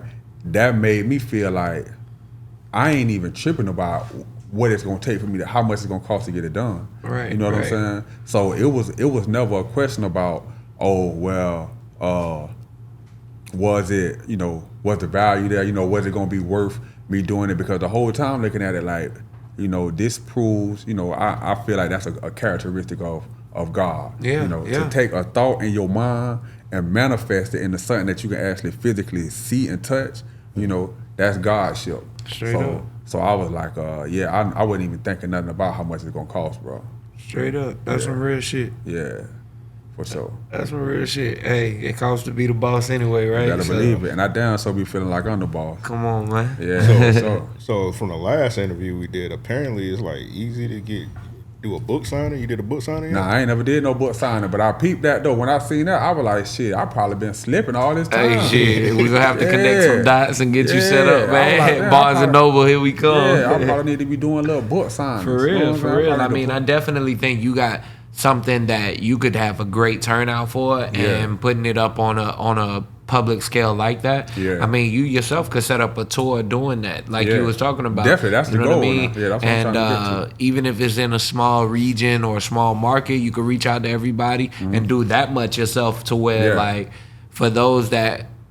For one, I think your target demographic is gonna come out the instant they see it. I think that'll be huge. Yeah. But I also think that you'll get a larger group of people that want to avoid the prison system, period. You Yeah, know what for I'm sure, saying? for sure. That are looking for ways to get out of the streets or to occupy their time so they don't have to look towards that. You know what I'm Yeah, saying? yeah, for Because sure. niggas definitely get low and say, hey, I know I can flip a pack. You I know know what I I'm can do saying? it. Yeah, Like, that's why I say, bro, man. I want to make sure I give y'all guys the appropriate level of appreciation. Because for what you guys are doing, or for what you guys are doing, allowing me to raise awareness Right. for me to be able to go do something like that. Yeah, Because man. that's eventually, what I'm looking to do.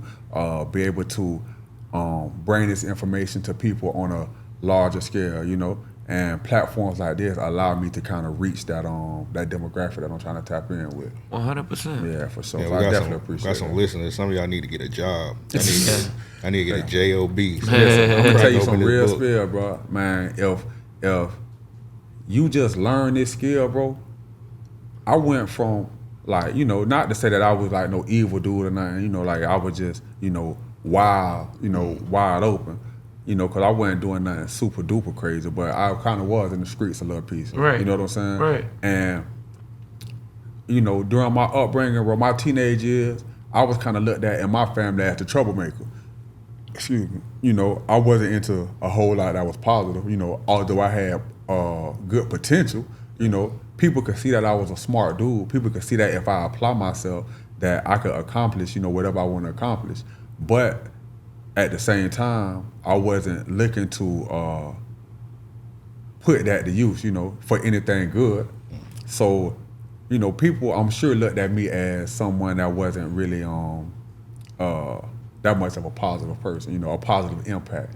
After I got out, bro, and I started doing this, and I started getting known for like, Lil Joe can put in the AC. Oh, Lil Joe can take care of the air conditioning.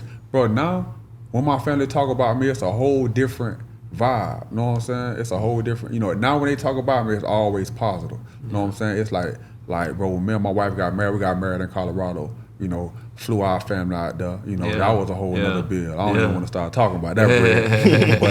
but yeah, bro, we got I our ain't paid. family. That's making my head hurt. Yeah, I'm Bro, telling you. Getting our family out there, bro, and you know, all our family from Florida, they never been around snow, never really seen mountains. For me to be able to do that with my family, bro, just for us to have that memory, and then even bigger than that, after we you know, after the wedding and everything, my whole family came back to the farm, and all of us sat around and talked about credit. You know what I'm saying? Talked about business. Yeah, talked about you know what we all got going on, how we can get some money together. That was really the big thing for me. Yeah. Cause I really ain't give a fuck about the wedding. Like, excuse me, my wife over there, I did give a fuck about the wedding, but Boy, she gonna beat your ass. I didn't give a fuck about the wedding. I meant to say what I was saying was what I really.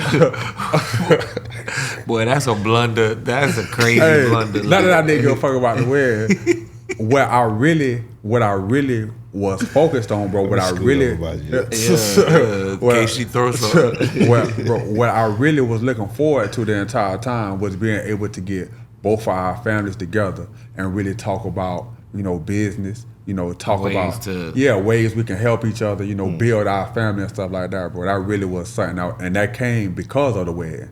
You know what I'm saying? So that was really, you know, a big day for both of us. You know what I'm saying? For sure.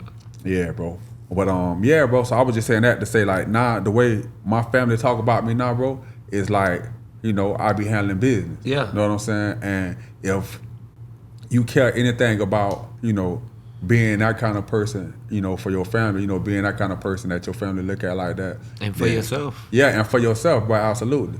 Then the information right there, bro, you just got to apply yourself. Yeah. You know what I'm saying? So I definitely got to salute everybody already who done, you know, because I got a lot of friends who done already got the book, you know, just to support. And some people who really like, you know, trying to say, okay, let me see if I can, you know, do pick something it up. with this. Yeah, bro. So I definitely got to salute them, you know what I'm saying? My wife definitely been spreading the word as well, you know what I'm saying? Like, shit, she probably done sold more books than I have. That's what's up. Yeah, That's what's up. For sure, bro. So definitely, that's it. Hey, man. Yeah, y'all see round of it. applause, Joe. You try to give a round of applause. Yeah, man, a round of applause, man. Yeah, It's for been sure. a good episode, man. We're going to wrap it up. I think we're about hour 36. Real quick, I do want to say these are the kind of success stories we want to hear. Like, and, you know, not to like I don't want to fuck up the word. Stigmatized? Yeah, stigmatize like your situation or anything, but you know, it's definitely people that reach out to us and they like, yo, I've been in prison, like I want to tell my story. And again, it's not to take away from anyone, but we've had people that only want to tell us the negative side of their story. You know what I mean? And it's like, this should be like, we have moments of laughter to where it could be entertaining, but for the most part, this is educational. And this is one of those things to where it's like, if nothing else, anybody watching in can salute what you're doing, respect what you're doing, and gain a bit of insight for themselves. You know, that's huge to me. For sure, I appreciate that. Fam. Yeah, for real. Like, hey, I'm just being real. I don't care how many niggas you done beat up. You know what I mean? Like, this is just for the listeners and shit. Yeah. I don't care how many niggas you done beat up or, you know, what you did out in the streets and shit like that. You know, that shit don't move me. You know what I mean? And it don't move. It don't add up to nothing, bro. Come on, man. Man, I was looking at this dude, Andre Norman, bro. That's another dude who I really be listening to a lot. You know, and this dude, he was in prison, right? He did like 14 years. I think he had like a life sentence. He had like 50 years or something. Yeah. But he did like 14 years and got out and went to Harvard, bro. And Amazing. Yeah, bro. And he was like, man, one day I woke up and realized I was the king of nowhere. Yeah. You know what I'm saying? Yeah. And that's really what it be, bro. You be the king of nowhere. Yeah, straight up. Because, Straight up. man, like I said, bro, I don't really be on that rapping shit. But, I mean, I had a bar, bro, that was impactful to me, because I was saying to myself, it's a sad feeling when you known for some soldier shit, but gotta call granny to send money for deodorant. You know what I'm saying? That's some real shit. That shit real, bro. It's telling you how it is. At FSP, you gotta ask the police to flush the toilet, just telling you how I live. You know what I'm saying? Yeah. And that's real life, bro. It ain't what's the value in being, the dude that's known for regulating in the streets, but then you in the chain gang and you gotta ask the police to flush the toilet, bro. Right. You know what I'm saying? Right. It ain't no value in it. Straight up. That's some real shit. Yeah, bro. It just come time where you gotta, if you got half a brain, bro, it just don't make sense to do anything that would continue to jeopardize your freedom.